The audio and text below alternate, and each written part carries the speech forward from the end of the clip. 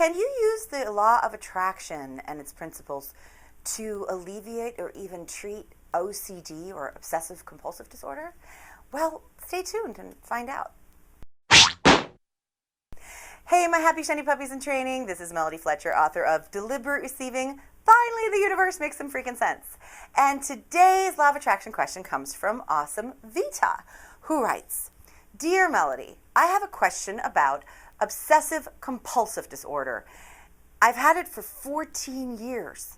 I'm tired, I suffer from regular headaches, and hyperacusis. Well, it sucks. I've tried a lot of tactics, but it didn't work. OCD is getting worse. I've been using acupuncture treatments for some time, and that helps to reduce the anxiety, but the OCD remains intense. I noticed that it's different in nature from the anxiety, more irrational, difficult to calm down or ignore. It's pure fear between life and death. Please advise if you know a way of getting rid of it. Well, Awesome Mita, thank you for posing your wonderful question and having the courage to do that. I know that it can be really difficult to talk about these topics and talk about OCD. So, Obsessive Compulsive Disorder is, for those people who don't know, it's usually when you have to get things just so, or you might have to do things multiple times. So some people have a compulsion to maybe turn the light off 3 times and then check the door 3 times and wash their hands 3 times, because the number 3 becomes a compulsion. Other people have to, for example, fold their clothes in a very particular way, and everything has to be in just its place. And if that doesn't happen, a tremendous amount of anxiety comes up. And this anxiety is what you're going to want to work with. And before I continue, I want to acknowledge for you that this is not going to be the easiest of processes. And it isn't something that you're going to necessarily be able to take care of overnight. And I know that you probably don't have that expectation, but I just want to kind of throw that out there and acknowledge just also what a big journey you're on, you know, how much of a obstacle this can be to your life. But if you're dedicated and if you're willing to sort of jump into the lake of fire, so to speak, then OCD definitely can be alleviated. And yes, it can even be cured. Everything can change because it's all energy, and it all has energy at its basis. So if anybody's ever told you that you're just going to have to put up with this for the rest of your life, that is bullshit. So hashtag I call bullshit.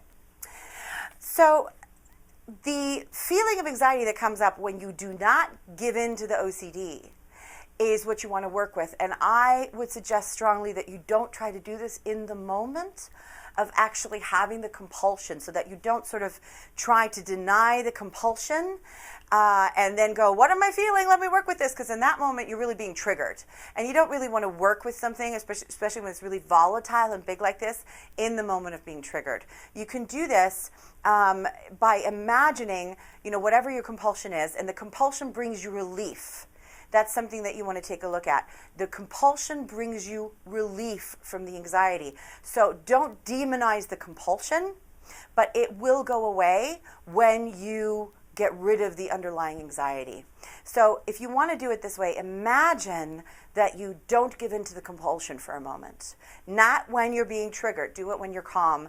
That way you're going to feel it, but you're not going to feel it full on. And then you can actually allow yourself to get the information that this emotion has for you. And so in the beginning, it might just feel like full-on fear, just fear. But if you allow yourself to feel this fear, and again, you do it in a safe environment where you're not actually being triggered, so you're keeping it at a level where you're able to work with it. If you allow yourself to simply step into this fear rather than running away from it, then you're going to get more and more and more messages. Now, this is going to be a rather large process, and I would encourage you quite strongly that if your OCD is very severe, that you go and work with a practitioner, somebody who can hold the energy for you, somebody who can guide you through this, and not try to go this alone, because it's going to, first of all, speed up the process, and it's going to make it a lot more comfortable for you, because they're going to be able to manage the level of anxiety that you're feeling in that moment energetically, and they're also going to be able to keep you on track so that you don't go into denial or deflection and run away from it. So again, again, the steps are: don't do this when you're in the moment of being triggered and the compulsion is being triggered. Don't demonize the compulsion itself. It is actually bringing you relief. Work on it when you're calm, and then allow yourself to feel the fear that comes up, and then work with the information that you get from that. And I can't really be a whole lot more specific about what to do once the information comes up. That is where, you want to read my book that's going to give you a lot of more information, or where you might want to schedule a coaching session with someone like me or me, and get some help guiding you through this process, because absolutely you can release this, no question in my mind. So hopefully that has given you some direction and answered your question. Awesome, Vita. And again, thank you so much for answering it.